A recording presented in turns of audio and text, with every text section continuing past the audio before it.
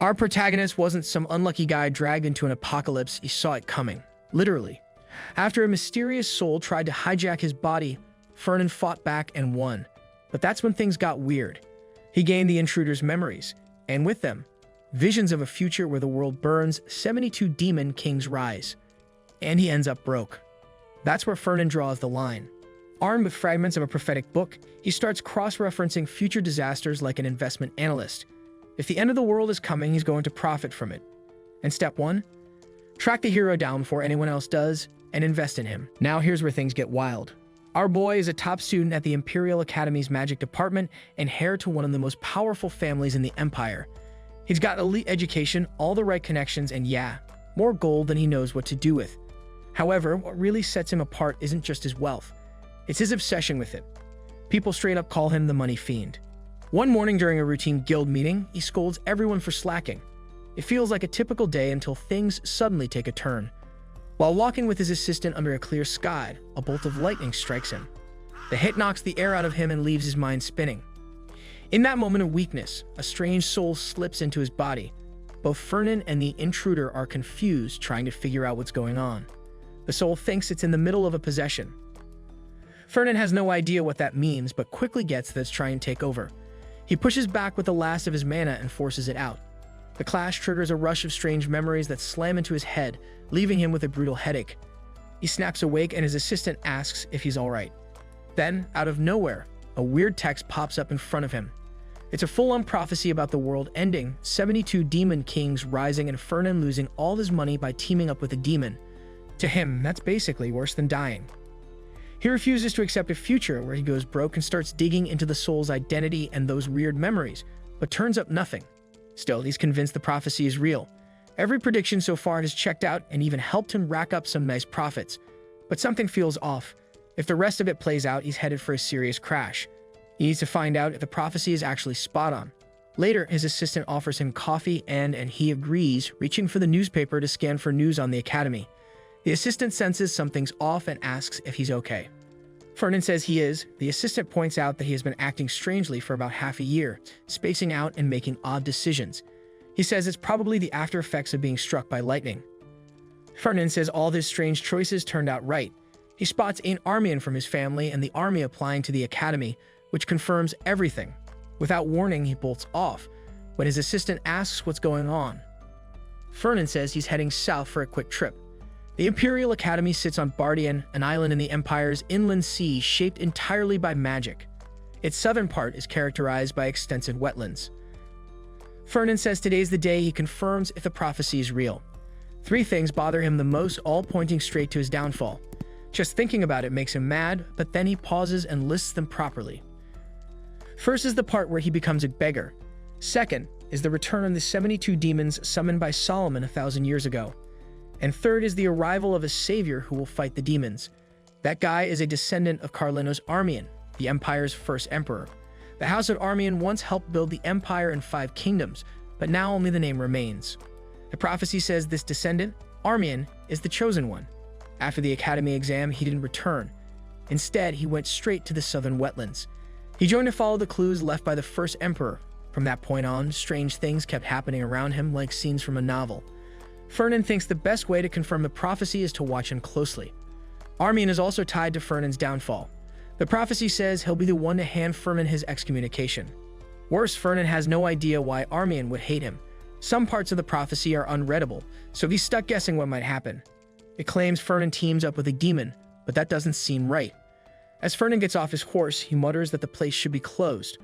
Armian is nearby, searching for a hidden dungeon in the wetlands.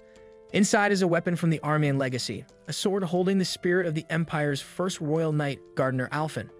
If the prophecy is true, then Armian is the one destined to save the world and become a legendary hero. Fernan says that if the guy wasn't strong enough to fight demons, he would have found him and crushed him already, since this so-called hero is the reason he ends up broke. Fernan smells blood and remembers the prophecy that said Armian would get hurt by a croaker on the way to the dungeon. Even if he's meant to be a hero, his powers haven't kicked in yet. Croakers rule the swamp, so the fight must have been rough. Following the trail, Fernan sees blood near a tree and figures it might be the dungeon entrance. So far, everything lines up with the prophecy. He steps closer to check if Armian's inside, but spots him standing nearby. Surprised, he wonders why Armian hasn't gone in yet and if he came too early. Trying to stay confident, Fernan tells him this is a restricted area for freshmen. Armian asks if they know each other. Fernan says everyone in the Empire knows him. Armian apologizes, saying he doesn't recognize him and asks for his name. When Fernan tells him, Armian reacts with surprise. Fernan reminds him he's his senior. Our hero notices he's injured and asks if it was a lizard man, but Armian says it was a croaker. Fernan calls that unlucky since they're rare and tosses in a high-grade potion, telling him it's worth more than 10 cheap ones. Armian calls him young lord, but Fernan tells him to just use his name. He adds that he doesn't want money. Even if Armian's house has fallen, he still carries imperial blood, so Fernan considers it an investment. Armian comments that Fernan doesn't seem like the greedy guy the rumors say he is. He thanks him, but Fernan just grumbles about how wasteful he's being and how it's all because of that cursed prophecy. Our boy warns him to be careful on his way back. Armian bows and leaves, but Fernan doesn't actually leave. He hides nearby and erases his presence, then watches Armian drink the potion and enter the dungeon. A bit later, Fernan heads in. The place is real, and with no traps or signs of danger, it's already been cleared. The dungeon is lit with magic lamps, but the mana is nearly gone. He picks one up and sees it's absorbing mana very slowly. These rare semi-permanent lamps are expensive, and he wonders why Armian left them behind. Fernan remembers how clueless the kid looked earlier and starts doubting if he can really save the world. The prophecy said Armian entered the dungeon injured and collapsed at the entrance. He drank all his potions, but they were cheap and didn't fully heal him. Still, he kept going.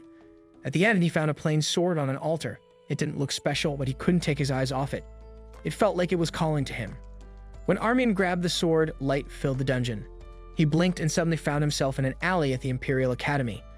Our boy sees faint magic traces and the altar still marked where the sword was, but Armian is gone. Everything lines up with the prophecy, which means his prophecies are real too. Fernan scratches his head and mutters that he really is going to end up a beggar. Armian is the prophesied hero meant to save the world, but he's also the one behind Fernan's downfall. For now, his reputation is on the rise. The prophecy paints him as someone unlike the man Fernan met. He values honor over wealth, so brushing in could backfire. Fernan isn't sure how to handle him. He says it's a tricky situation, and his assistant, Hyde, asks what he means. Fernan explains there's a top-tier stock guaranteed to grow, and if given the chance, what would Hyde do? Hyde answers that he'd invest without hesitation. Fernan then asks what if the stock has a terrible personality. Hyde replies that it doesn't matter. The Duke always said that even the most stubborn personalities can be adjusted with money. Fernan agrees, only the demons and world-ending stuff make things messy. The main goal remains the same: take risks and earn big. Personality clashes are worth it if the returns are high, but he still needs more on Armian. He grabs his coat and says he's going to meet him. Hyde reminds him that a guest is coming, but Fernan leaves anyway. Hyde sighs, saying he's overthinking the prophecy again. At the academy, dorms are assigned based on exam rankings. Ranks 1 to 10 stay in Ravidos, the top elite dorm. Ranks 11 to 30 stay in the Blessed dorm. The rest, ranked below 30, stay in the Debes dorm, often referred to as the dorm for scraps. Inside the sword, Gardener Alphen yells at Armian. He's furious that a descendant of the Armians is stuck in the lowest dorm at their own academy. He says if the Emperor knew, he'd rise from the grave and cut down the demons behind this. Armian says he's just weak. The Gardener doesn't believe it and doubts that an Armenian could be so powerless. Armian blames the first emperor for ending the royal line and giving power to the 7 electorates. Most land and wealth were handed over and never returned. The Armians lost their status and secret sword skills. Though Armian is an elector, he never got proper training. Gardner says he still has talent and promises to help him recover their name. He even wonders if the emperor planned all this and placed Armian here for a reason. Someone knocks. Fernan calls out, asking if Armian's inside. Both Gardner and Armian wonder who it is. When Fernan says his name, Armian opens the door and asks why he's here. Fernan asks if he's busy. Armian says no. Fernan says good, but it's too noisy here, and they should go somewhere quiet. Armian tells him to wait 10 minutes. Fernan complains it's too long and calls him undisciplined. Armian changes it to 5. Fernan says he'll be outside and shuts the door. Armian sighs, knowing he won't wait quietly. The Gardener asks who it was. Armian says it's the eldest Pellenberg's son. Gardner scoffs, calling them rich brats who act superior just because of money. He's annoyed by their boss around her royal hair. Armian, meanwhile, is just trying to figure out why Fernan wants to meet. It can't be about the potion money since Fernan called it an investment. Later at their meeting, Fernan sees Armian bring his sword and asks about it. Armian says he just feels safer with it and means no harm. Fernan knows knights stick to their swords and figures it's the one with Gardner's ego. Armian asks why he called him. Fernan says he was thinking about dinner and told him to order something. Armian hesitates, saying the place looks expensive. Fernan insists and says not to refuse his senior's offer. Armian nods and checks the menu. As he reads, Fernan watches him. He seems quiet and naive, and Fernan wonders how this kid ends up being the one from the prophecy. He asks what Armian plans to do after graduation. Armian looks surprised, so Fernan explains that most students are here to gain influence. The Armian family avoided social circles and focused on maintaining their bloodline strength, so seeing one here is unusual. Armian says he's tired of being seen as a fallen royal. Their blood is still imperial, even if only in name. That's why he wants to become a royal knight and restore their honor. Fernan notices the shift in his eyes and sees he's more determined than he seemed. He's not as naive as Fernan thought. Fernan casually asks if Armian has any allergies. They chat for a bit and share a light moment. Later, Fernan reflects on him. He once thought of sponsoring Armian, but knows that would hurt his pride. Armian values honor, so money won't be enough. For someone like him, Fernan decides it's better to build trust slowly, wait for the right time, and then use his money to take what he needs. Back at the estate, Hyde asks where he was and if he met Birchef. Fernan says no and asks why she came up. Hyde reminds him he summoned Luina for slacking off. Fernan asks if that was today. Hyde says yes and adds she waited 3 hours. She probably thinks it was a setup to break her spirit. Fernan says that's fine. That'll make her easier to control. He's put too much into binding the Birchefs to stop now. Suddenly, Fernan grabs his head in pain. Hyde asks if he's okay.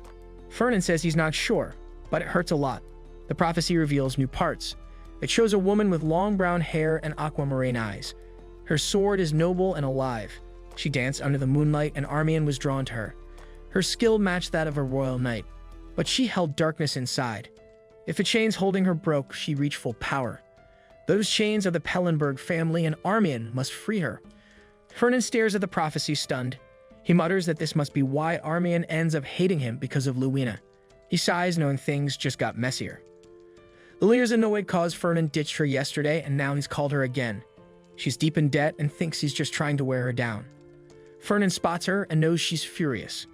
The Birchef family once held the title of border counts and was one of 7 prince-electors. They defended the empire's north but lost everything after monster waves destroyed their land. To recover, they sold their golden patent but still fell short. The Pellenbergs stepped in, not to help but to gain power. They blocked other nobles from offering support. The Birchefs took a huge loan. It saved them, but the heavy interest ruined their lives. Fernan wonders if pushing a bit more would have made them hand over their swordsmanship secrets. Luina, of all people, is also destined to be Armian's lover. That alone makes him pause.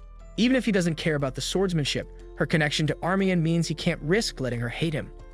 He walks in, apologizes for missing their meeting, and says he genuinely forgot. She says that's enough and asks why he called her. Fernan says she already knows. He thinks about how to win her over and starts phase 1 of his plan.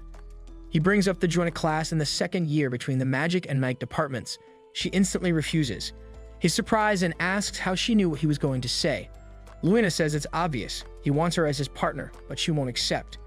As second in the department, she has better choices than someone ranked 10th. Fernan makes his offer. If Luina partners with him for 3 years, he'll cancel all interest on her debt, but only if she accepts him as her sponsor.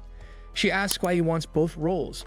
He says joint classes are important and worth 5 credits. She says that's not the point. He still wants to sponsor her even though she's on a scholarship. Fernan reminds her that most of that money goes to her family and she lives poorer than commoners. He says it's just an investment in her talent. Luina says nobles don't usually sponsor other nobles. She values loyalty like Armian. Fernan says the Birchef family may have honor, but not the status of former royalty. She asks if he's insulting her. He explains their families are directly connected, unlike Armian's, so whether she likes it or not, she'll have to accept.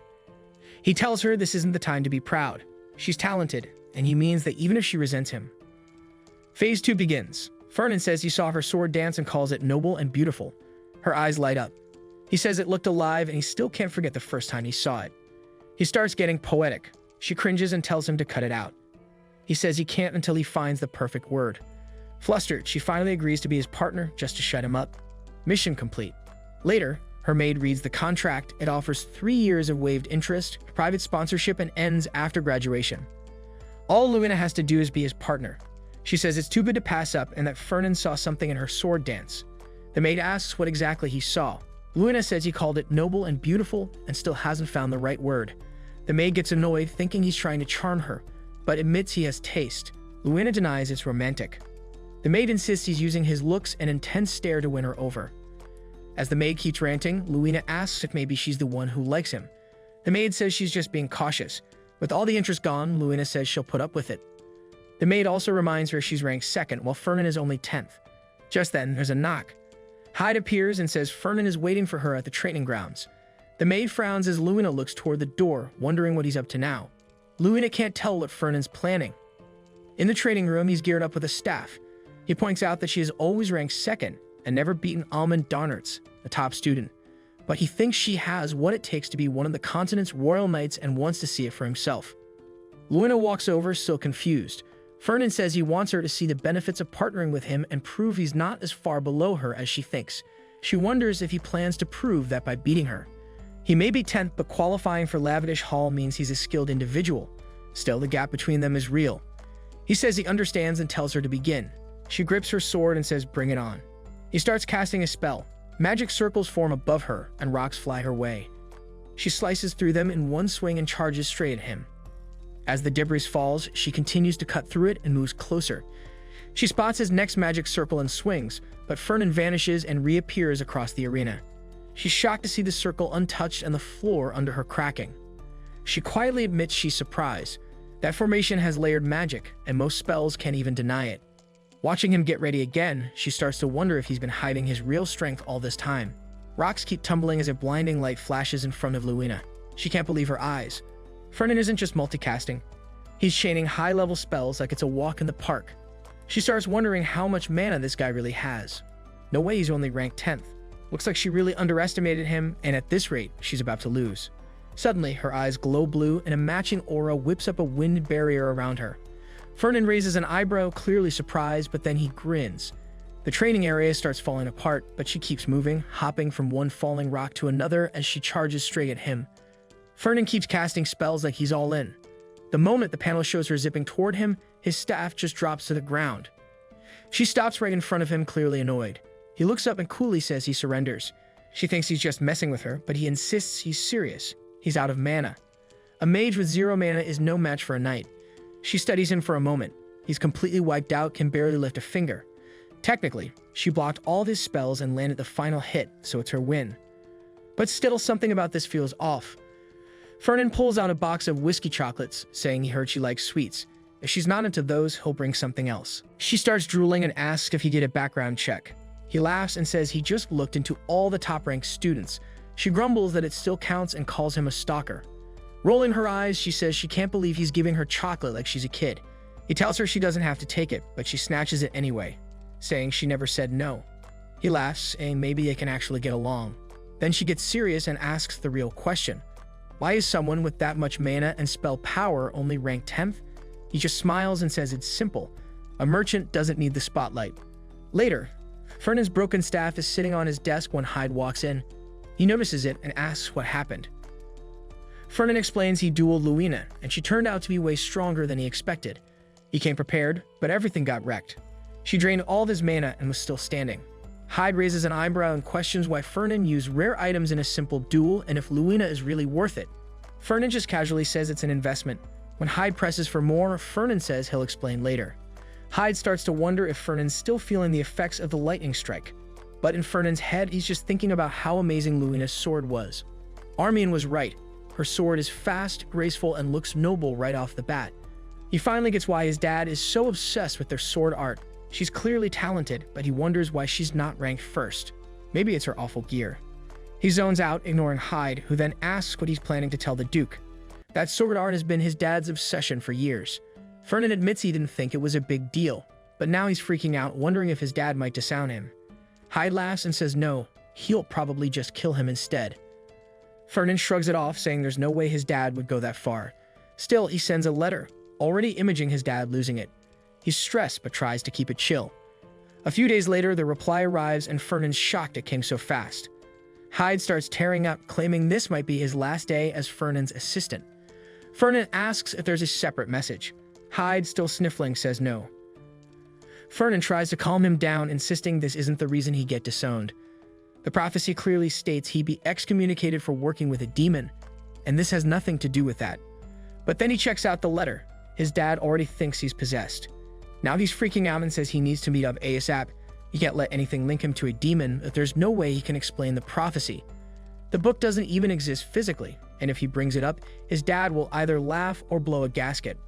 He has to sort this out quickly. When they finally meet, his dad says he looks way too chill and jokes that either Fernan's on something, the demon's back, or some crazy stuff has happened. If none of that is true, he better start talking. Fernan says he made an investment in Birchef. His dad asks what could be more valuable than the sword art. Fernan says he can't tell him. His dad reminds him this isn't some casual convo. He's about to mess with the family's future. Fernan gets that, but insists he stands by his choice. If he plays the Birchef deal right, the payoffs will be bigger than the sword art. His dad wants to know why Fernan's so sure. Fernan just repeats he can't say. His dad calls it ridiculous and says he didn't raise him to gamble everything on a whim. This isn't something he can fix just by being stubborn. Fernan knows he's out of options now. He didn't want to pull the prophecy card yet, but he needs some leverage. So he says this isn't a tantrum. He'll take full responsibility for the Birchef deal if his dad agrees to hear something only he knows. His dad asks what kind of info. Fernan says he runs a private intel group. His dad scoffs, saying it's probably worse than their own network, and asks what's so special that Fernan's willing to throw Birchef away. Fernan says there's a hidden magic crystal mine west of the Eros Mountains on Viscount Donet's land. His dad says there's never been anything like that reported in the area and asks how Fernan found it with a bunch of kids playing spy. Fernan stays cool and says sometimes kids dig around and actually find stuff. This time, they hit the jackpot. That mountain isn't just valuable, it can cover all of Birchef's losses and still rake in more. It's practically a gold mine. Magic Stone is this super valuable ore that has mana in it. People say it's the best ore out there and can really rake in the cash. However, the whole Magic Stone situation in the Eros Mountains is only mentioned briefly in some prophecy. He hasn't actually seen it yet, so he has no clue how big it is. But hey, at least it buys him some time. He goes on to say that the ship and operator got sunk, which might actually help them score the mine if they play their cards right. He's stalling the prophecy reveal to buy himself a little more time. His dad tells him they need to check it out first, so he suggests his son go study up and says he'll call them back when he knows more. As our guy heads out, he wonders if he managed to cool his dad's anger or if he just shaved 10 years off his life. Just when he thinks he's in the clear, his dad suddenly calls him back, making him freak out. He turns around, worried he messed something up. But then his dad says they might as well grab a meal together since they're already there. He's a bit let down because the black turtle couldn't figure out what our guy found. The assistant says he'll double-check with the intel team. The father tells him to chill and asks what he thinks about Fernan. The assistant mentions that the Duke is trying to strike a deal with him and seems to have cleaned up his act. He can't believe what he just discovered, but look into the Fernan crew later. He also brings up the Golden Pillar, which is our guy's gang. His dad knows he gets that betting can rake in a lot of cash. That's why he went for Earth Mage, even though he's way better with fire. While checking the info, the assistant points out that our guy has really expanded the Golden Pillar beyond what anyone expected. The dad feels proud and wonders who would have thought he'd pull off something so amazing. He tells the assistant to dig into Luina and find out how she managed to charm our guy. When asked if he's in love with her, the dad says there's no point in getting too invested. So if he did it without any real reason, it's probably just the infatuation of youth. But the dad has a feeling that's not the whole story. He starts to think about what it could actually be, because what could a guy who cares about money more than his own dad possibly want? So our guy is telling Luina that all their classmates are getting emotional over Alia and Carlos hooking up. Alia's ranked 4th in the night department, moving up from 5th. She mentions that everyone's saying she paired up with Carlos for his money, and while she gets it, she's just gonna have to deal with the gossip. Our guy admits it's true. It's all about the money for him. He starts to think, no wonder they call him a money demon. Maybe that's why she's got issues with him. Then he pulls out something that catches her by surprise. It's an elixir made from mandrake roots and a voucher for his company's weapon shop, where she can snag some top-notch gear. She's curious about why he's being so generous, and he reminds her of their contract. But she's like, what contract? She's confused about why everyone's acting all weird. He reiterates that it's tied to their contract, but she insists it's too much. From his expression, it looks like he thinks so too, but he just denies it. He claims he's helping to avoid going broke, and if she gets strong enough to tackle demons with him, that'd be awesome. She insists it's too much and says she can't take it, but he warns that refusing the sponsorship breaks their deal. That gets her riled up, and she reluctantly agrees to accept it. With that, our boy heads out, saying they'll catch up in class.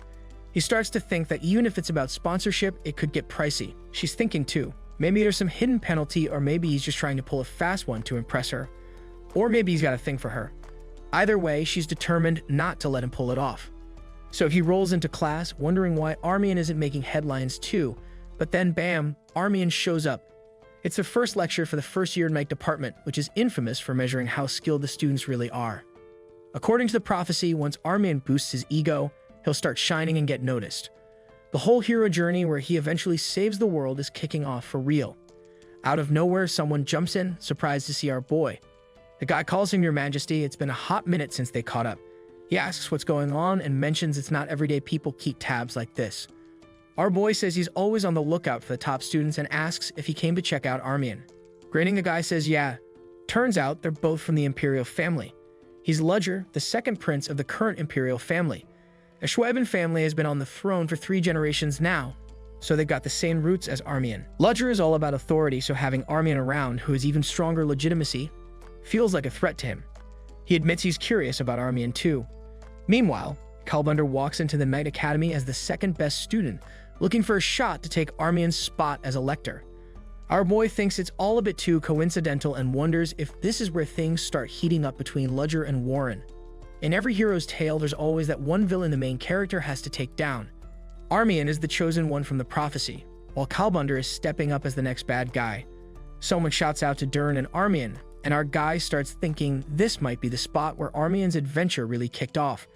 When the lecture gets announced, he figures it's time to find out if the prophecy about Armian becoming a winner actually holds up and if he made the right call by putting his faith in him. As the signal blares, Dern charges at Armian to land a hit, but Armian's quick on his feet and blocks it just in time. Dern goes straight for his head, but Armian expertly dodges that brutal swing. Ludger comments on how the sparring partners are picked randomly and claims Armian's pretty lucky to face Dern. With Dern finishing 10th in the entrance exam, he's a tough match for Armian, who's sitting at 38th place. But Ludger doesn't think much will come of it. Still, our guy figures there's more to see here. Armian lunges in to attack, jumping right at Dern and catches him on the head. He manages to smack him, but all he does is rip a chunk out of Dern's shirt. Ludger's eyes widen at that. Our guy wonders if Armian got thrown off by all that aggression at the start. That confusion shows he's still learning the ropes. But once he gets his act together, he flips the fight on Dern, and that's impressive against a guy who's top 10. Armian's getting stronger, but just holding his ground isn't enough to save the Imperial family's reputation. Ludger can hardly believe it. Someone ranked 38th is making a top 10 student pull out his aura. Our guy thinks Armian's got talent for sure, he just never had the right support. He knows Armian's the one the prophecy talks about, the real deal in this world. Armian starts off a little tentative, but then he takes down Dern in no time. The professor declares Armian the winner. He's the one chosen by the prophecy, and our guy can practically hear the cash piling up. He just needs to guide Armian, team up with him, and try to win over Luna too. Meanwhile, a couple of minions are chatting about our guy and Luina. They say he's been getting a lot of attention lately. If she really took the elixir and switched up her gear, she must be pumped about it. But when asked, she just plays it cool, saying it was okay. Out of nowhere, a girl pipes up, pointing out that everyone seems to have paired up nicely. That's Professor Roselia from the Magic Department. With her is Professor Grad from the Night Department. They're teaming up for a joint class, and as they kick things off, they hand out maps to the students. The first lesson is all about practical exercises. There's no better way to see what they've learned than to put it to use. Each student gets a map with a real location marked, and they've got to reach it in exactly 4 hours. No earlier, no later, it has to be at 2 p.m. sharp. One of the minions asks if this task will count toward their grades, and the professor says yes. Another one wonders if students can clash during this, and the professor replies they could even snag bonus points for catching each other. With that, everyone heads out without wasting any time. Soon, our guy and Luina find themselves in front of this stunning landscape, and they're both confused about where they are. Luina brings up the map, and they run into 2 classmates who just barely miss being in the top 70. They start to wonder if it's even worth their time dealing with these lower-ranked students. That surprises them both. Our guy usually wouldn't just walk away, but this time, he decides to go along with Luina's choice. At least they score some weapons and a shot at snagging extra points. Our guy is curious if using magic would make things easier.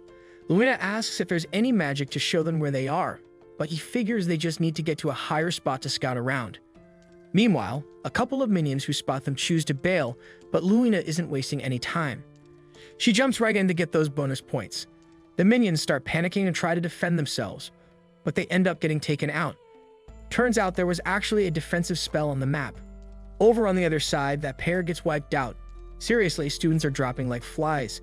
They're not getting knocked out by monsters.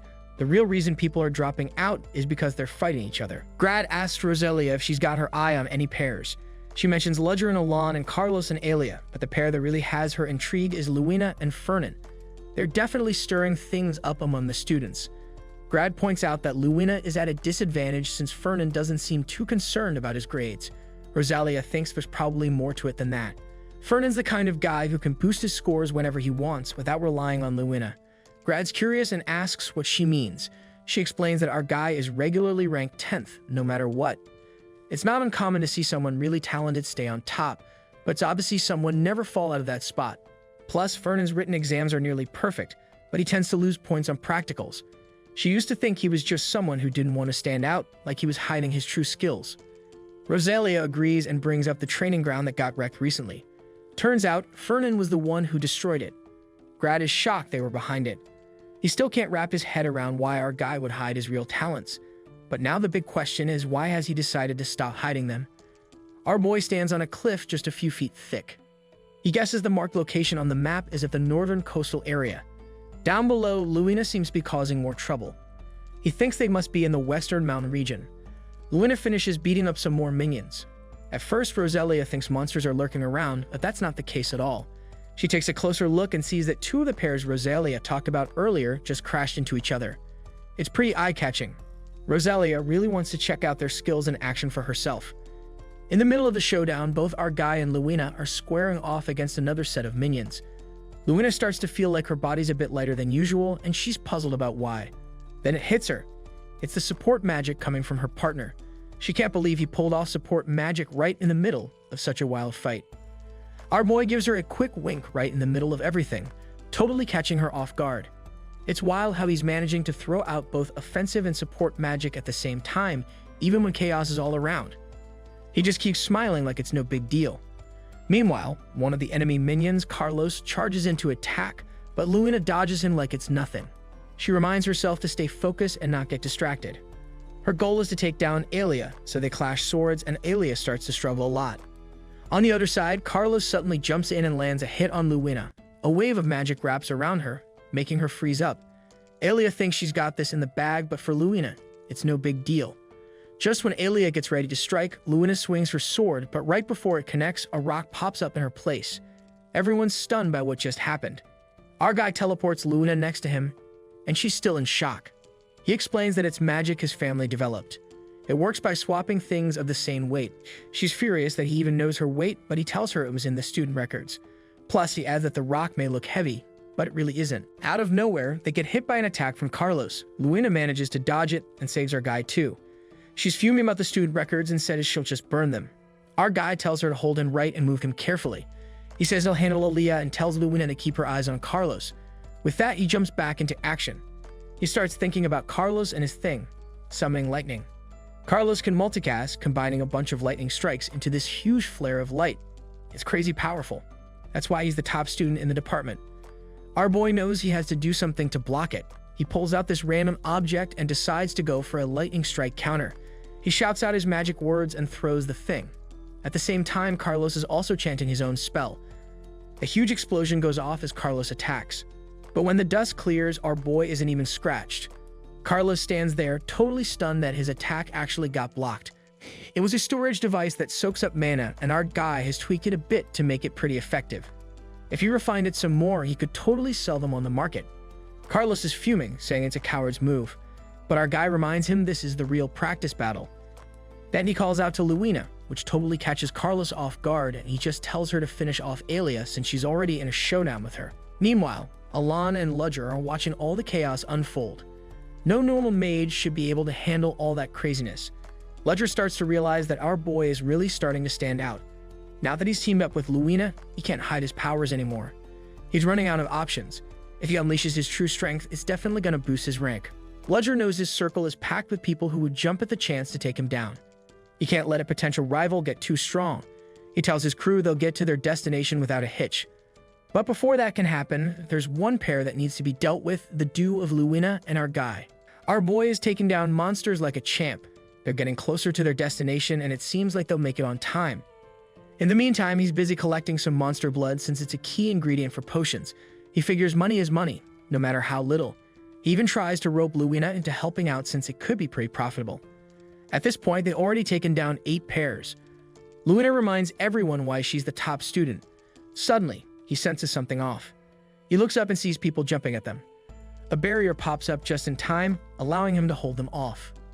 Over on the other side, Luina is about to clash swords with Alan. They go at it hard, both of them giving it their all. Meanwhile, Ledger shows up on the battlefield and our boy jumps right into the action. They're both trading massive waves of mana, causing a huge explosion around them.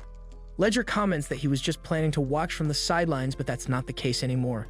He points out that our boy just took out half of their team and suggests they tone it down a bit.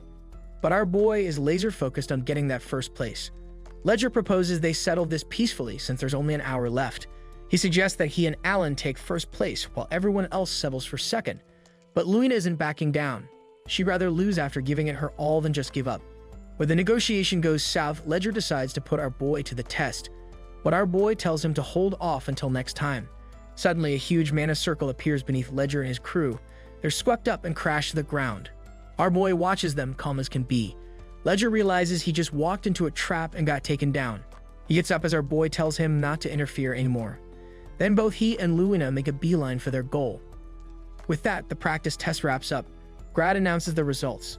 Everyone did well, but first place goes to Luina and Ferdinand. Second place goes to Ledger and Alan.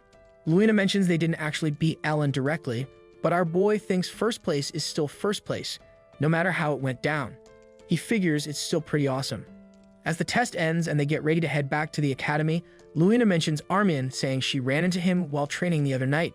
It was a weird situation, and it reminds her of the time our boy secretly watched her sword dance. That thought makes her lightly hit him, and suddenly another prophecy flashes in his mind. In this new vision, Armin reaches out to Luina, but she doesn't take his hand.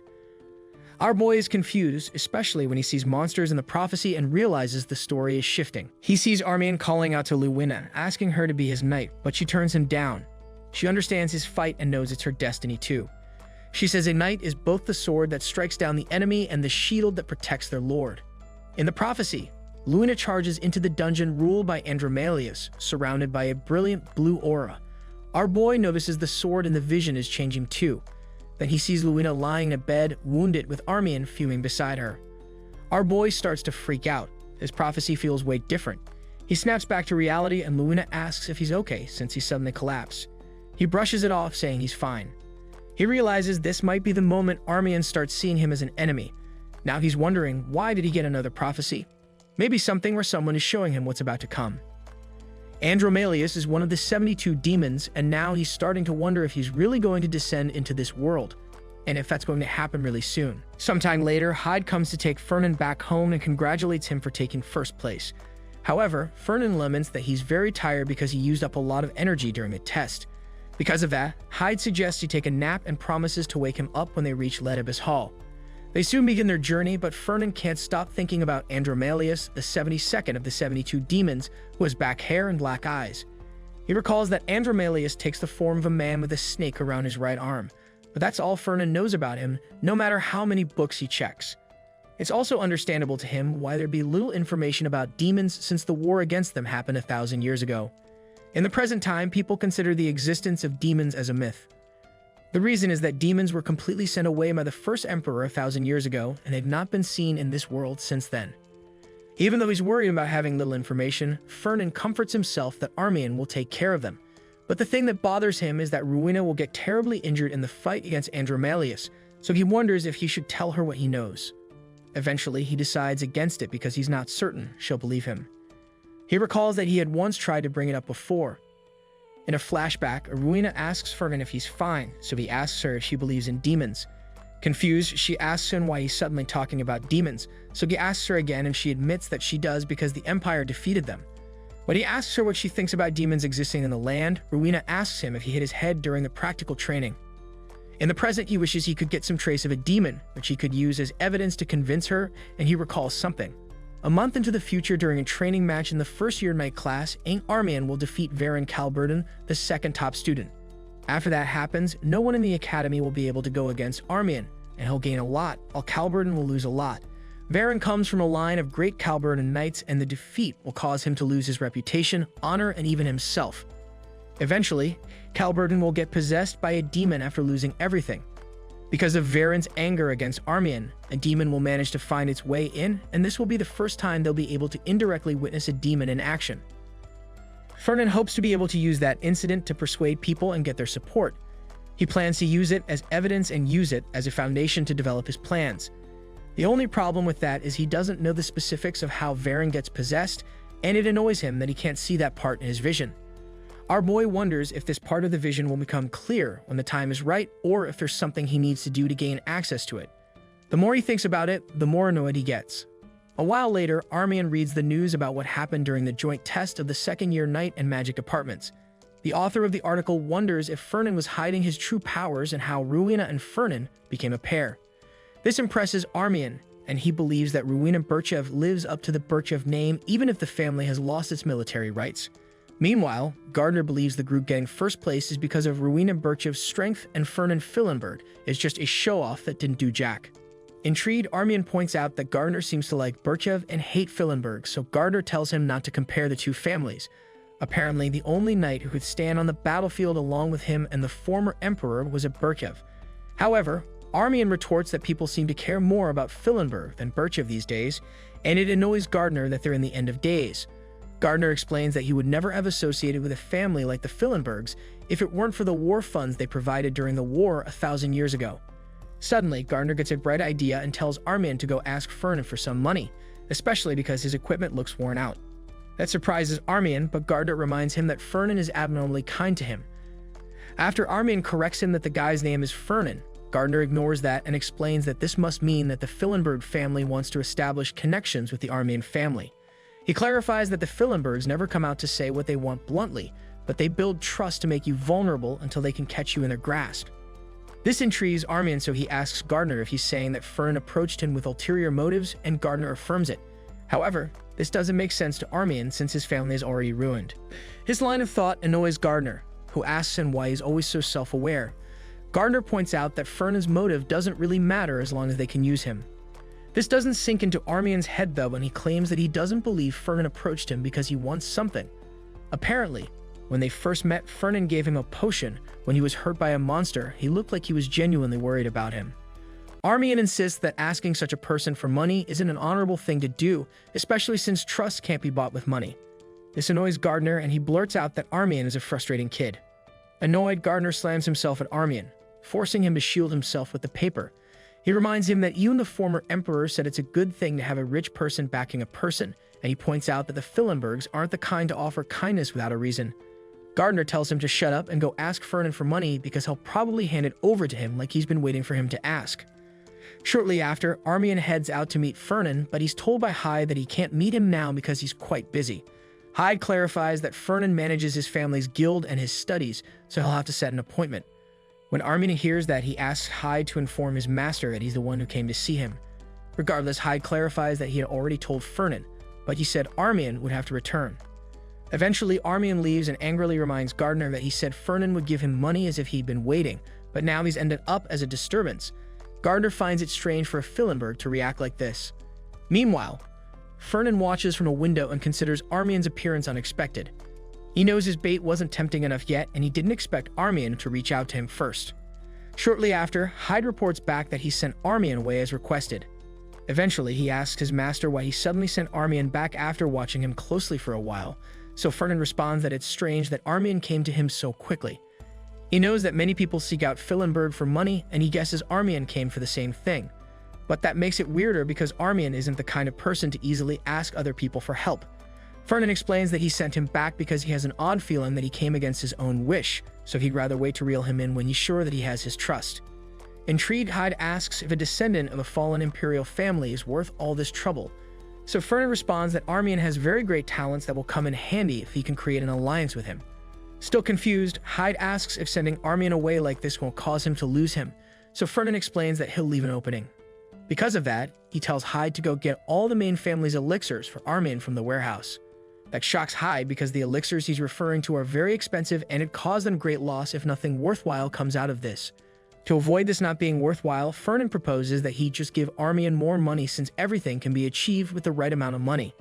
Later on, Gardner learns that Hyde had come to see Armin and had left him with a box and a note. Gardner wonders if it's an apology letter and finds it hard for Fillenberg to have enough conscience to write an apology letter. When Armin opens it, the letter informs him of an elixir that Fernan made for him.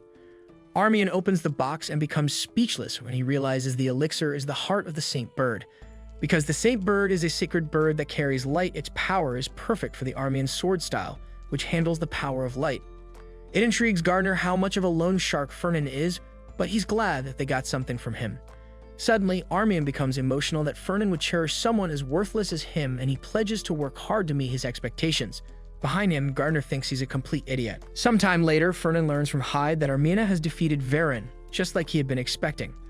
Hyde explains that Varen's swordsmanship was a little bit better, but Armin's aura overwhelmed him. That intrigues Fernan because the prophecy said that Armin would win by a narrow margin, and that must mean he must have used the elixir. Suddenly, Hyde asks Fernan if this victory is because of the elixir he gave him, so Fernan admits that the elixir had some effects. To understand, Hyde asks if he's saying that Armin would have won without the elixir, but Fernan tells him there's no way to be sure. Fernan is glad that the prophecy is coming to pass because he knows Varen will soon be possessed. This is the perfect opportunity for him to gather evidence that demons exist. Eventually, he tells Hyde to watch Varen for the time being to track the places he visits, the people he makes contact with, and the things they say.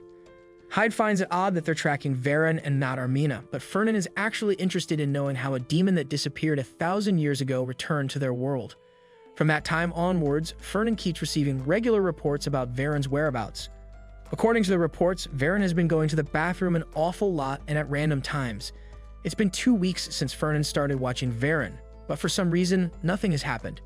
Eventually, he becomes worried that this isn't right because something major should be happening now. Later on, he decides to go through the reports again, and he wonders why Varen keeps going to the bathroom so much, and he wonders if it's Hyde that's not taking the reports seriously.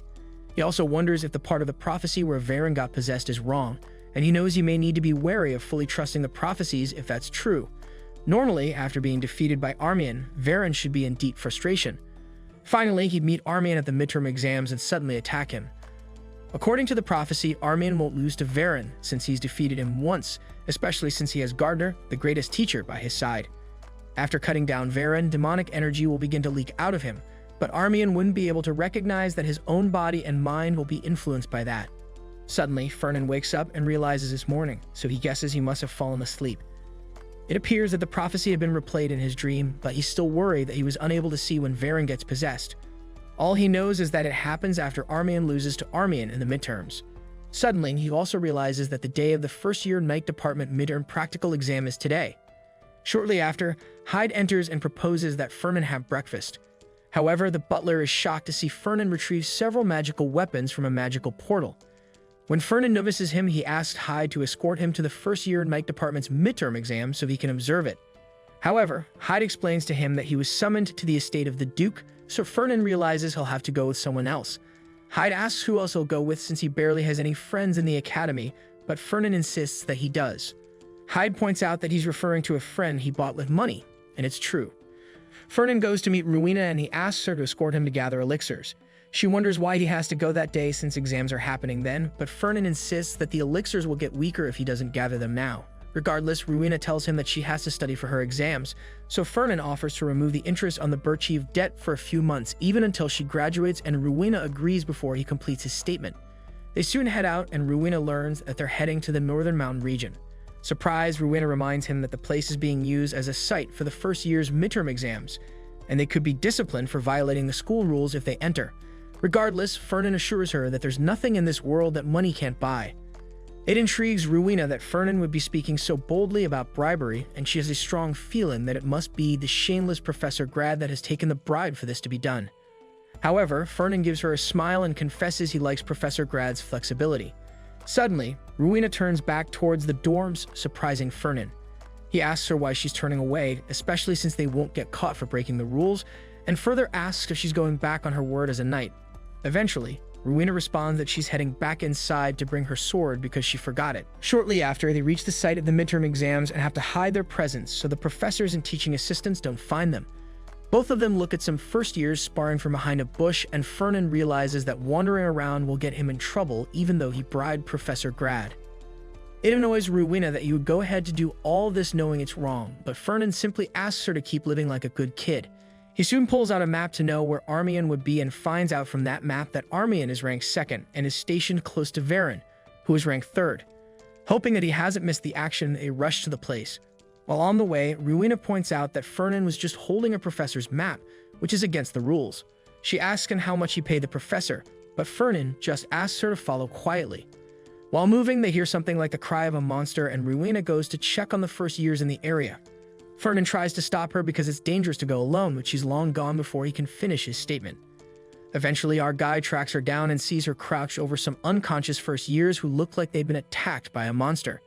The students are alive because of the defensive magic on the map, but Rowena finds this odd because the monsters in this area aren't usually violent. Fernan becomes worried that the demon attack had begun much sooner than he calculated, and he realizes he's not kept tabs on Varen's state recently. Suddenly, they both see a wild explosive power released in front of them, and Rowena wonders what is going on. Rowena asks Fernan where on earth they are right now, and when she looks to her side, she sees a huge monster running towards them. With one swift movement, she slices off the monster's hand and shows it who's boss. However, the monster keeps running towards her even after losing one hand, and Rowena wonders why it isn't stopping even after losing one arm. As the monster rushes towards her, the earth underneath suddenly explodes and it's launched backwards. It turns out that Fernan had triggered the explosion, and he launches several rocks as projectiles to finish off the monster from behind. The stones pierce the monster's back, but it keeps running forward, and Rowena is forced to jump out of the way. Eventually, the monster goes headlong into the tree that was behind her, and she lands next to Fernan. Confused, Rowena asks Fernan what on earth they're fighting with, so he explains to her that the monster is going berserk and can't feel any pain. Berserk monsters are a completely different breed from normal ones because their only goal is to kill every living being they come in contact with, and the only way to kill them is to chop off their heads. After crashing into the tree, the monster turns back towards them and gets ready for another fight. Still confused, Rowena asks Fernan why the monster went berserk. Suddenly, our boy recalls that the prophecy had said that monsters around would go berserk because of the presence of a demon. While the professors and the instructors are busy dealing with the unexpected shift in atmosphere, Varen is going to attack Armian with the demonic powers he receives. It is at this point of struggling with a foe that's much stronger that Armian will awaken.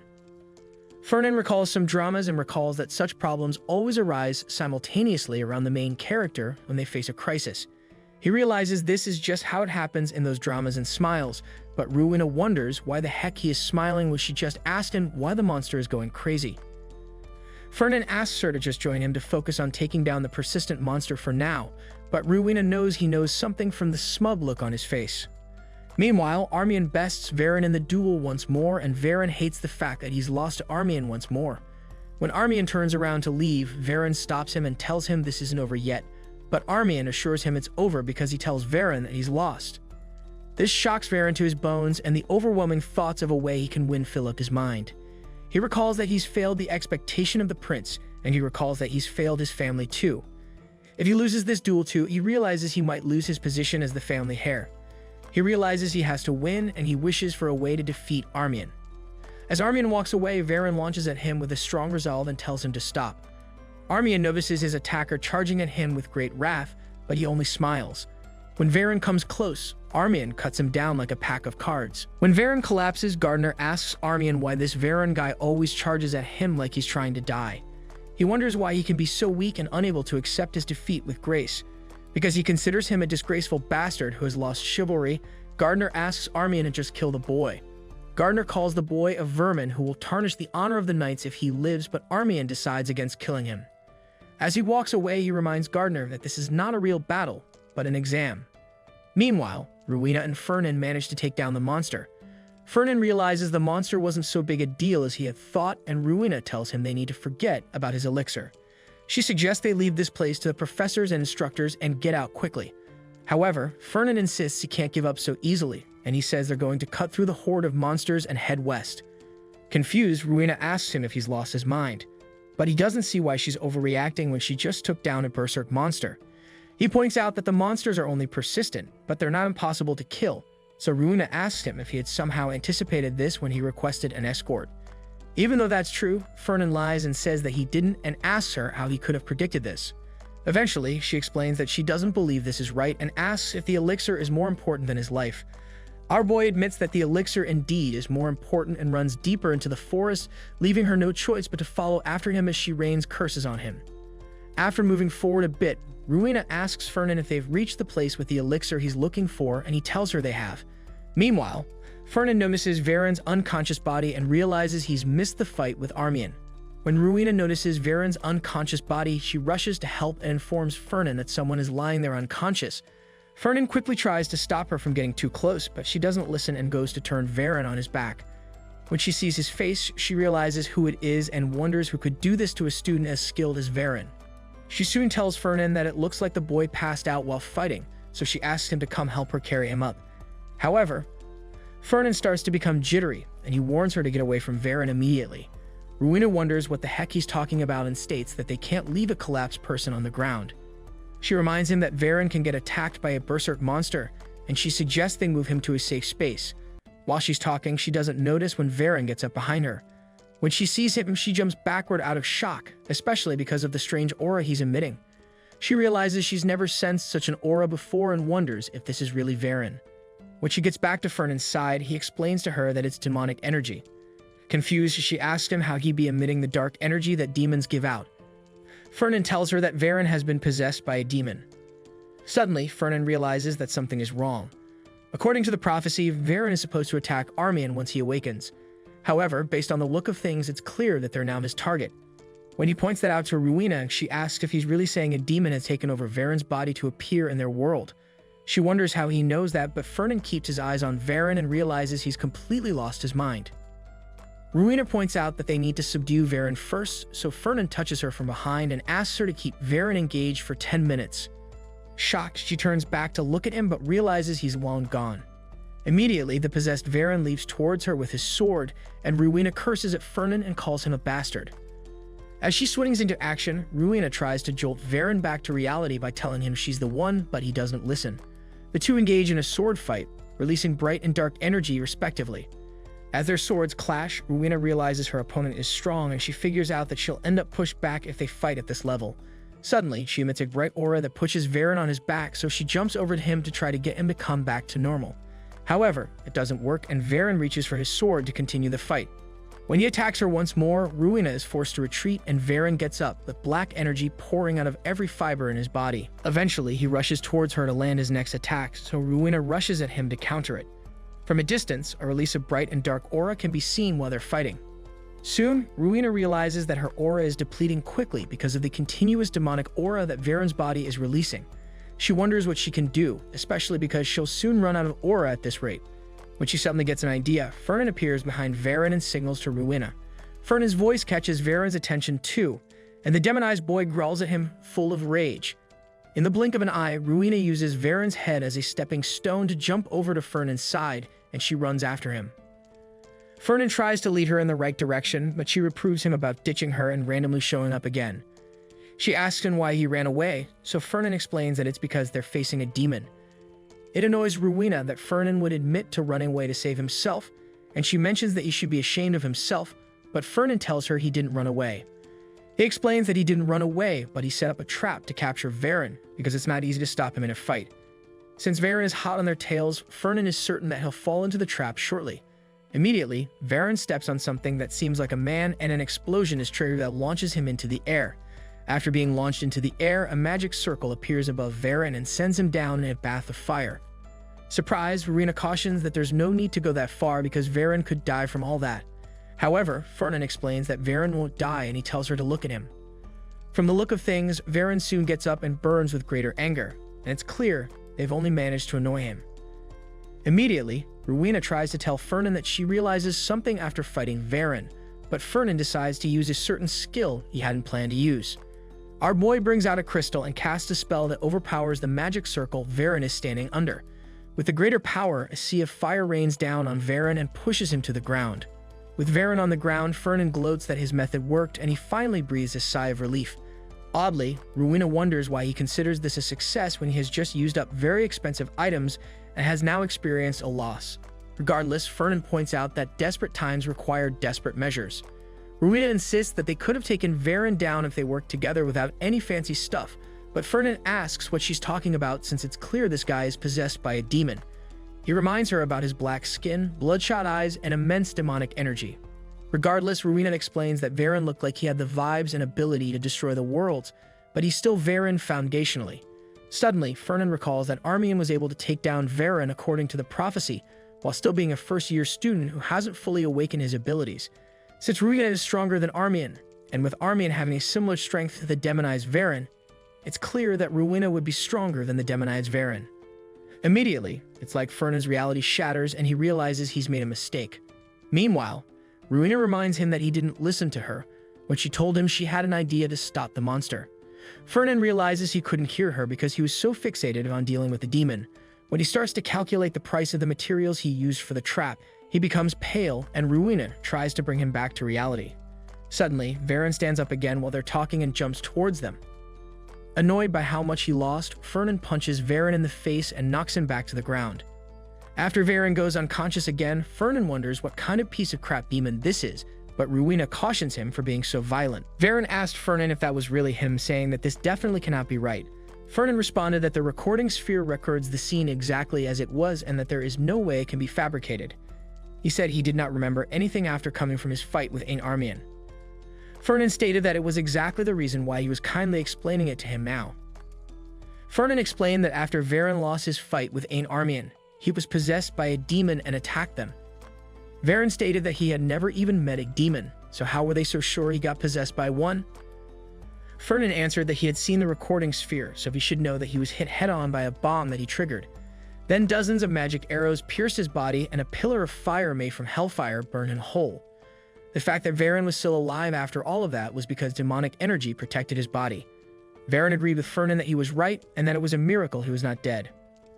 Fernan revealed that they had used a lot of things trying to stop Varen's demonized self. Varen said that if Fernan was talking about the artifacts used to stop him, then he would definitely pay for them.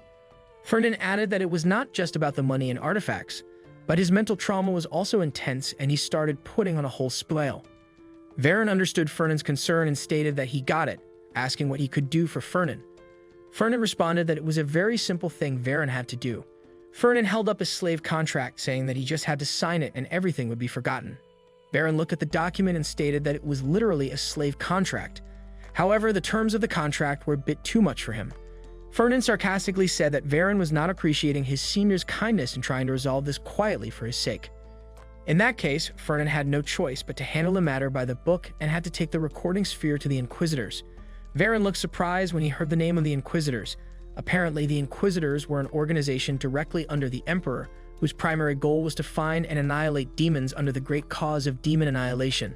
They once wielded absolute power, but now that 1,000 years had passed and the existence of demons was all but forgotten, they were merely a figurehead organization.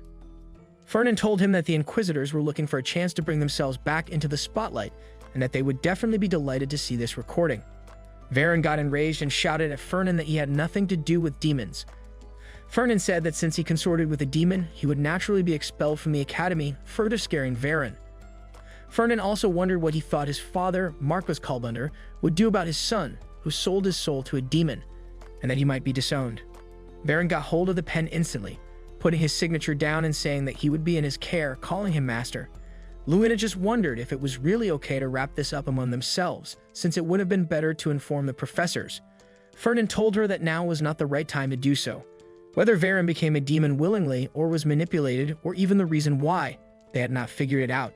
And if he was being controlled by someone, it meant that there was someone inside the academy colluding with demons.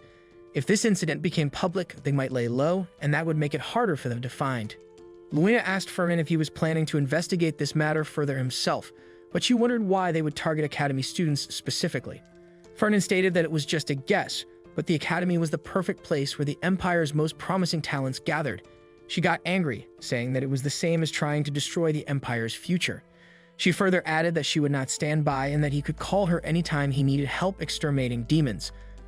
Fernan thought that this was great because from now on, he would not have to offer her interest-free deals and that she would probably only realize later just how dumb of a promise that was. After the exam, all the students at the academy were looking at a board talking about how all professors and assistants had been mobilized to calm the monster rampage incident, and that the exam had been canceled halfway through for the night department.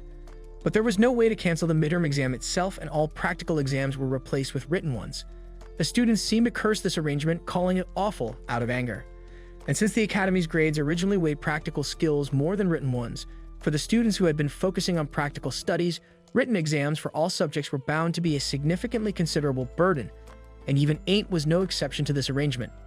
Gardner whispered in Ain't's ear that it was strange, no matter how much he thought about it. Ain't asked what he meant.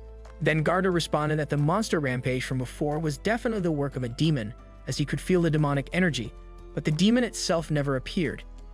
Ain't stated that it must not have been the work of a demon then. However, Gardner found it impossible and further told him time and time again that the demons were going to reappear. This was the precise reason why the first emperor had placed him here in the first place, as the demons would always be targeting Ain't. Ain't, with a surprised face, asked Gardner the reason for him being targeted by the demons. Gardner asked if he really did not know.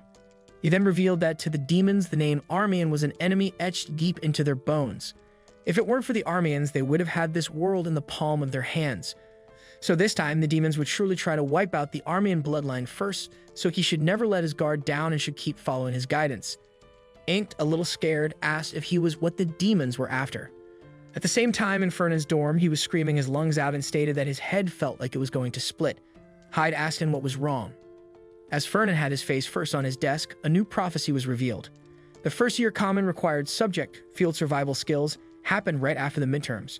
Thinking that there would be a spiritual herb given by the former emperor, Ain't took the bait.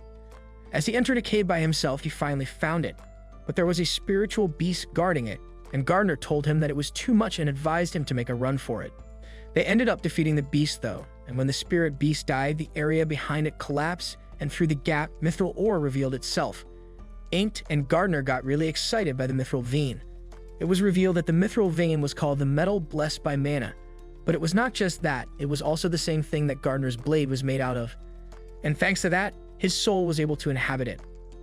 Fernan lived surprised as he was reading the prophecy, saying that if this was a metal that could house a soul, he would absolutely make it his own, no matter what. Luina was eating a piece of chocolate and stated that the last time it was a spiritual potion, and now it was a spiritual herb. Fernan told her he lied to her last time, but this one was indeed real. She could not believe he admitted to lying so easily. If they went to survival training, they would have to skip class for a week. He said he had prepared a way to make up for the missed classes, and if she did it, he would take care of everything. She stated that she would not do it, and he said he would waive their interest. However, she was firm, saying she would definitely not do it. She didn't know about other things, but she would not miss class. Luina could not believe that Fernan would skip a whole week just for a spiritual herb, and she thought that he sure was something else. He told her that she did not have to do it and that he would go ask someone else. Someone entered the room saying that it had been a while. As he called out to Fernan, he greeted him with a cheerful smile. Luina immediately recognized the man, and it was revealed that his name was Jace Vines.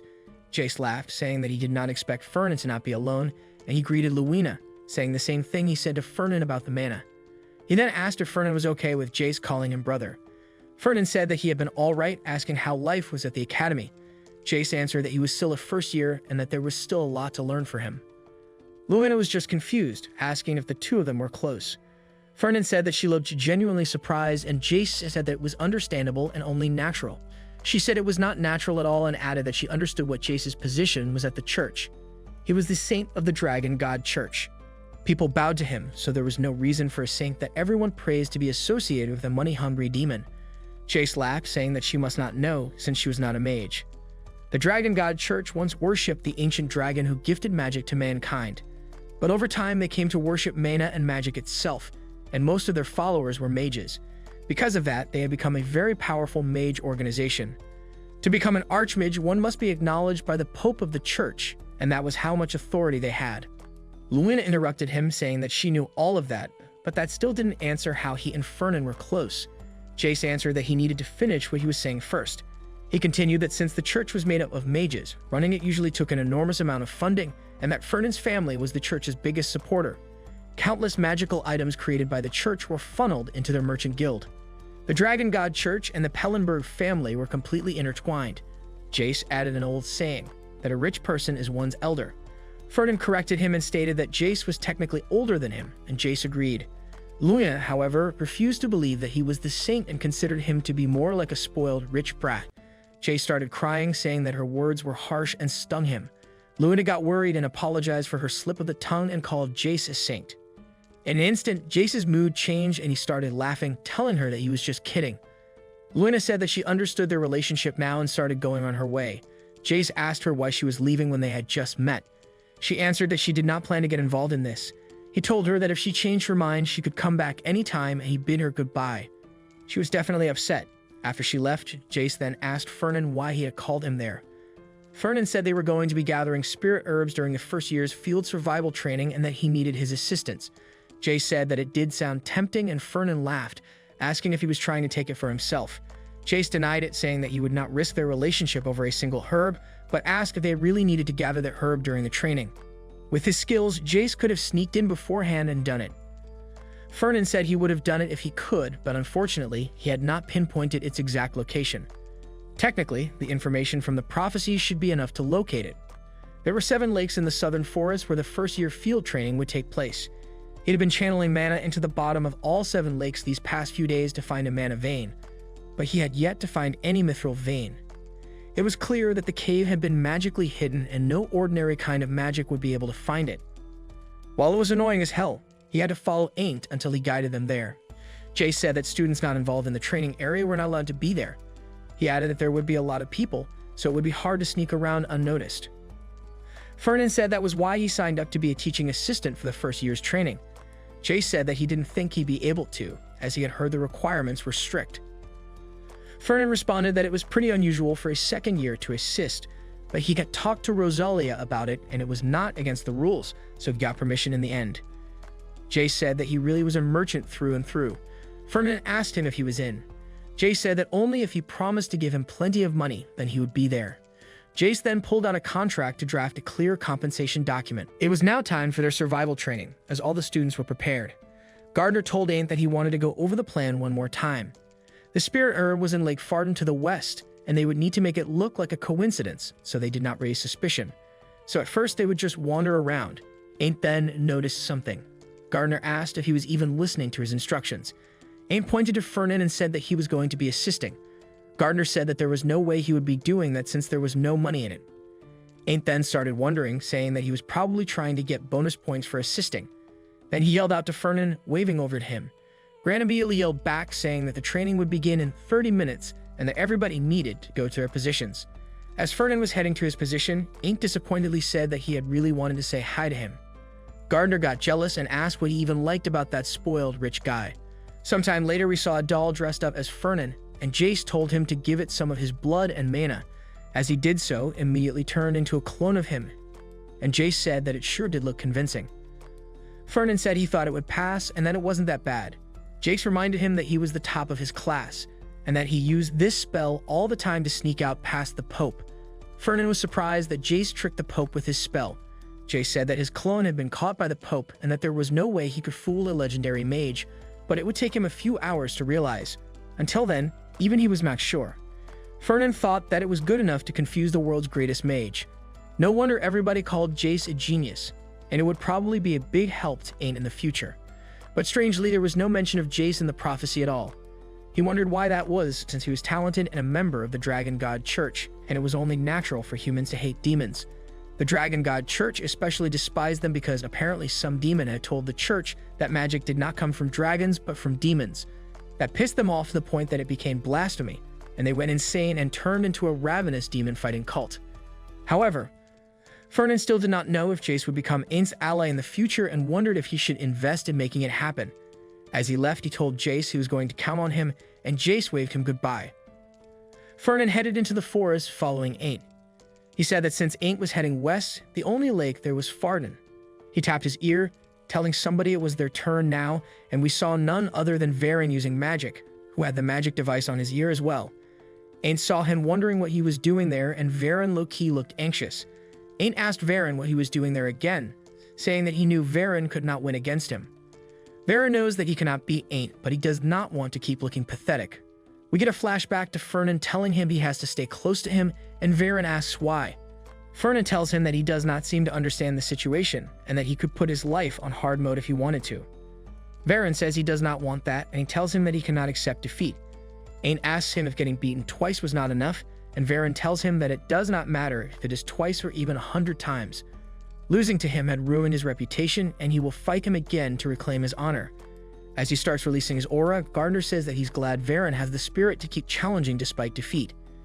Ain't wonders why Gardner switched up like this, and Gardner says that Varen did not seem like much at first, but now he sees that he is a magnificent knight and tells Ain't to accept his challenge. Ain't sighs, saying that it's good and all, but this practical training prohibits clashes between participants. Embarrassed, Varen tells him that it does not matter. He only fights for honor. Gardner says that rules like that mean nothing because all a knight seeks is honor, and both he and Varen keep trying to convince Ain't to have another duel, which is making him confused about what to do.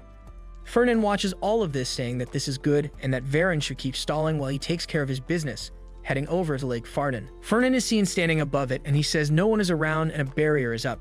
Even if he digs up the ground to find the mithril, there's no risk of noise leaking out. He says he should give it a try. He finally gets to use this magic, and he's really wanted to try it out. He needs to find the mithril before Ain't, so he doesn't have much time. Therefore, he prepared something quite special, as a ginormous magic circle appears on the ground. It's a summoning spell, and he tells his servant to rise. Fernan says the principle of magic tech brings together all magical techniques. A merchant's essence, infused with enormous amounts of money, gave rise to this big old boy. As he looks up, Fernan says that he's always wanted to have a golem, and this sure is cool. Fernan names the golem James and orders James to find the mithril. It's clear from Fernan's face that he's having fun. Back to Ain't, Varen tells him that he cannot pass until he defeats him. He starts clinging to Ain't's foot, asking if he's really just going to stand there and watch when he had gotten this far. Ain't is annoyed, wondering how long it has been. Gardner asks why he can be so narrow-minded as a descendant of the Armians. Ain't tells him that it's enough and to quit acting like a child. Varen says he's not doing this because he wants to, and recalls how Fernan told him to last an hour, and if he cannot endure it, life will be tough. Ain't asks what he meant by that. Realizing he cannot snitch, Varen says he loves doing this and absolutely loves people who trample on him and ruin his life. Ain't is low-key getting freaked out, and Varen continues, saying he's so crazy about it that Ain't should just hurry up and attack already. Ain't kicks him in the face, asking what kind of freak he is, sending him flying backwards. Varen, crying, says that he is indeed a freak and that Ain't needs to come at him. But Ain't runs away, and Varen wonders if he lasted long enough.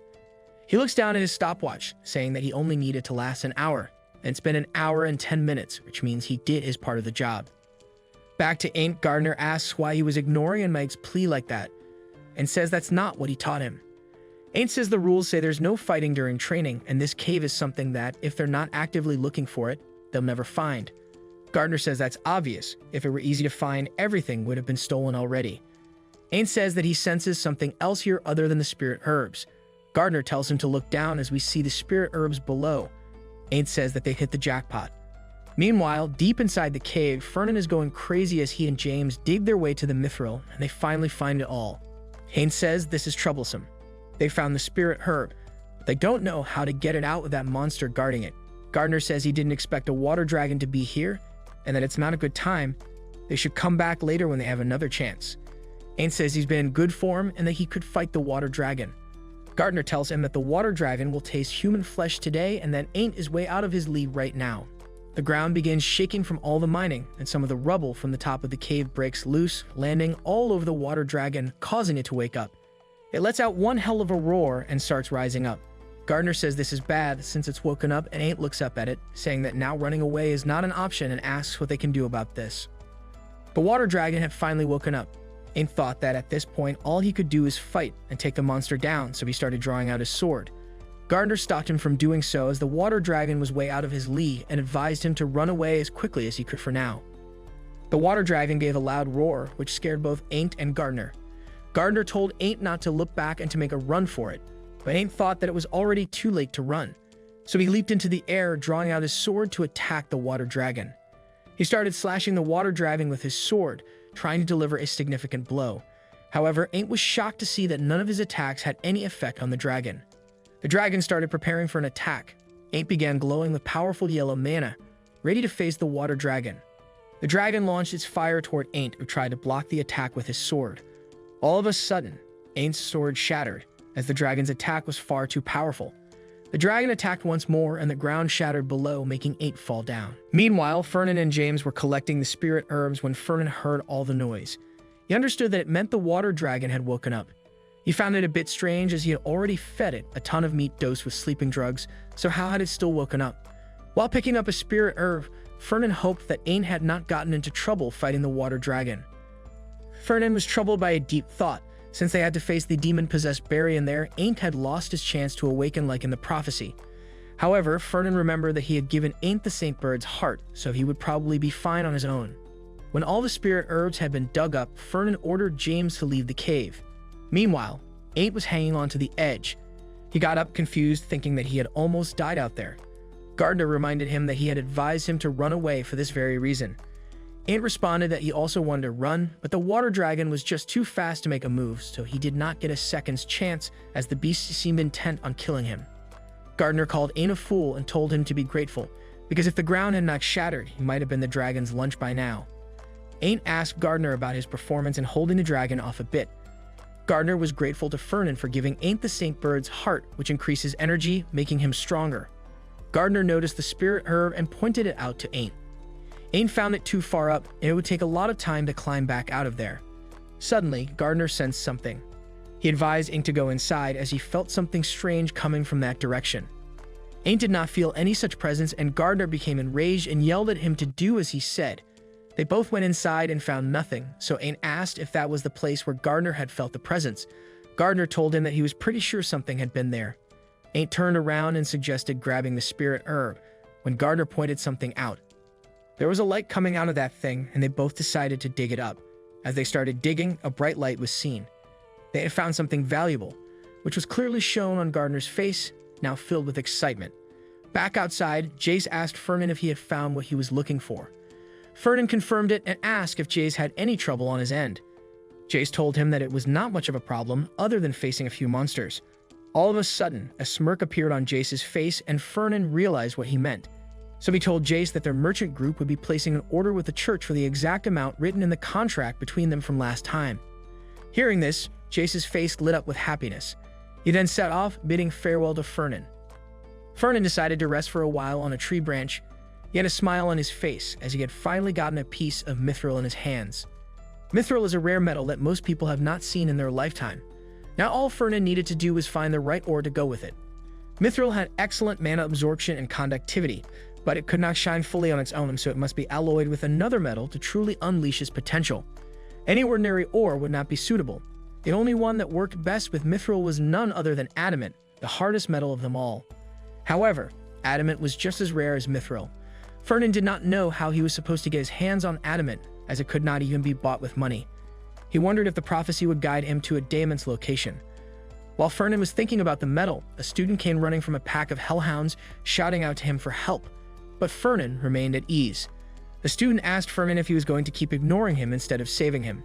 So Fernan decided to help, but he stated that the student was an elf, so he knew that an elf would not be in any danger from a mere hellhound, implying that she had ulterior motives. She then jumped onto the branch Fernan was resting on.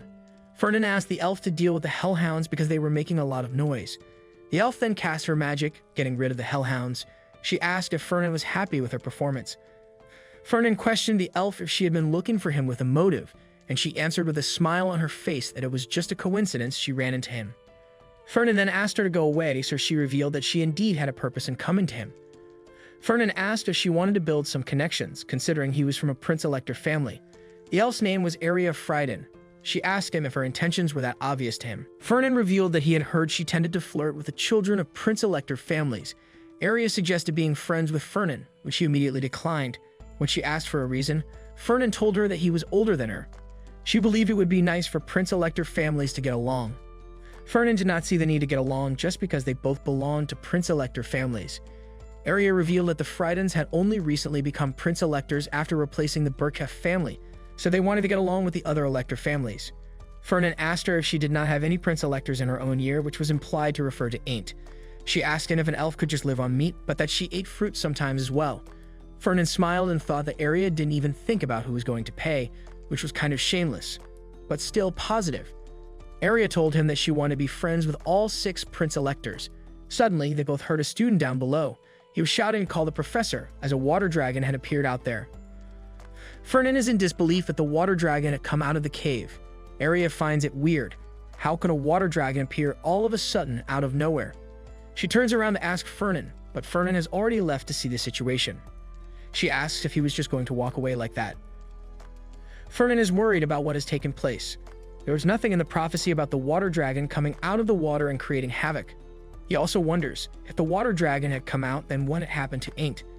The dragon is destroying everything, and the students are running away.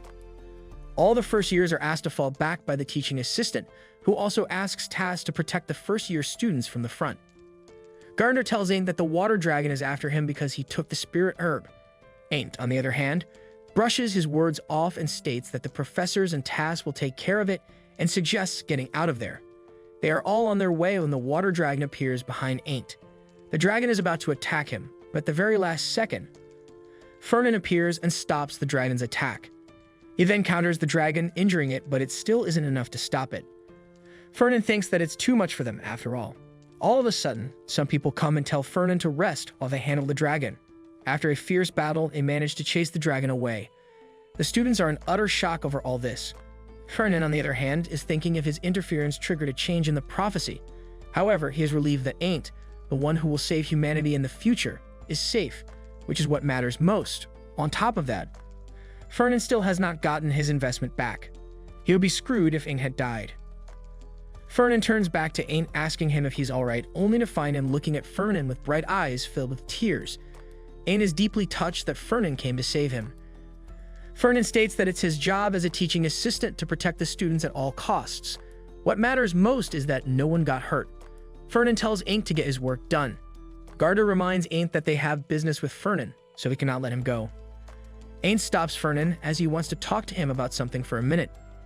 When Fernan asks him the reason, Ain't tells him they should continue the conversation in private. They both head to a place where no one can hear them, and Fernan asks what Ain't wants to talk about. Ain't asks him if his merchant guild also deals in ores. Fernan confirms that they do and asks if Ain't wants to buy some ores. Fernan jokingly imitates Ain't, saying that he can't afford to buy ores but has something to sell. Ain't finds his words to sting a little, but they are still true. Fernan is ashamed of what he just said and wonders if he could get expelled if Ain't were to submit a complaint about his behavior. Fernan apologizes to Ain't and asks if he hurt his feelings by commenting on his financial status. He adds that it wasn't intentional and Ain't shouldn't take it to heart. Ain't responds that he knew it was a joke. Gardner cannot believe that a spoiled person like Fernan could actually apologize to someone. Fernan then asks what Ain't wanted to sell him. Ain't smiles and shows the ore he wants to sell. The ore is none other than adamant. Fernan had just been stressing over how to acquire adamant before the dragon came, and now it was in Ain's hands. Fernan feels lucky but chooses to stay calm as he hasn't gotten the adamant yet. He confirms if Ain't really wants to sell him the adamant and asks how he got the ore in the first place, as it is extremely rare. Ain't is impressed at how calm Fernan is after seeing adamant, implying that he must be super rich. He tells Fernan that he can't reveal how he got the adamant, but he promises it wasn't acquired by any illegal means. He adds that he has more of it, but his subspace is full, so he prefers to sell this piece. Fernan is shocked to hear that Ain's subspace is full and is now certain that he got the adamant from the underwater cave. Ain't didn't get mithril, but he was lucky enough to get adamant. Fernan is impressed and feels Ain't has the presence of a true protagonist with loads of luck. Still, Fernan wonders what kind of cave would have both mithril and adamant. Ain't starts to reveal his conditions to Fernan, but Gardner advises him to be careful, warning that the Fillenbergs are the kind of people who would steal his nose if he blinked, so he should not agree to anything if Fernan tries to negotiate. Ain't, however, doesn't listen to a word Gardner says and continues to state his conditions. Fernan agrees to all of them without any further questions. Gardner is dumbfounded to hear Fernan agree so quickly. Fernan questions Ain't, saying that he could have gotten more if he had auctioned off the adamant, so why sell it to him? Ain't responds that he prefers to get rid of it quickly. Adamant is a rare ore, so if word got out that he had it, he would be targeted from all directions. Furthermore, Armani is not strong enough to protect something like this. Fernan asks him if he thinks he is strong enough to protect the adamant. He even asks what if he killed Ain't and took the adamant for himself, trying to confuse him. Ain't smiles and says that Fernan clearly gave him the Saint Bird's heart and even fought the water dragon to save him, so there's no way Fernan would kill him. Ain is sure that Fernan wouldn't be the one to kill him. Fernan realizes that Ain trusts him a lot, which is the result of saving him. Fernan places a hand on Ain and assures him that he cares about his junior. Ain responds that he knows. Fernan reminds Ain that he saved his life from the water dragon, so Ain must always keep that favor in mind if he ever gets the urge to turn Fernan into a beggar someday, and Ain agrees. Fernan smiles and heads off, saying he will prepare the contract and be in touch soon. After Fernan leaves, Ain recalls his words and wonders what he meant by them. Then he brushes it off, thinking Fernan might have gone crazy after seeing the adamant. Back at his home, Fernan's servant walks into his room and notices the piles of adamant and mithril Fernan is sitting on. Fernan mocks him a bit, asking if he's never seen them together before. The servant picks it up, saying that it's a rare ore and they could benefit from it in the yearly revenue. However, Fernan states that they will not be selling it. The servant is shocked to hear that and asks what he intends to do with it. Fernan then reveals his plans. He intends to build a colossal ego golem with it, one that would move on its own with a will of its own.